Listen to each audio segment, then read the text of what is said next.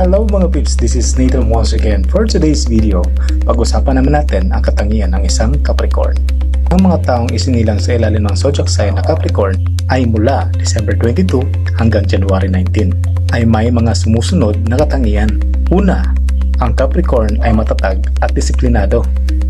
Kilala ang mga Capricorn sa kanilang pagiging matatag at disiplinado, maging sa trabaho man at sa iba pang gawain.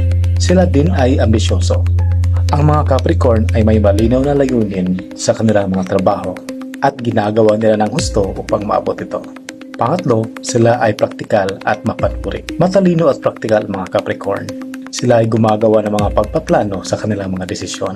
Pangapat, ang Capricorn ay loyal at responsable. Mahalaga sa kanilang mga relasyon at mga responsibilidad. At ang panglima, sila ay matapang at determinado. Hindi sila madaling sumusuko sa mga hamon at nagpupursige sila upang ito ay makamit. Samantala, may mga katangian ding negatibo ang isang Capricorn. Sila ay masyadong kritikal sa kanilang mga sarili at sa iba. Mahirap sa kanila ang pagbukas ng pagiging emosyonal. Ang Capricorn ay perfectionista.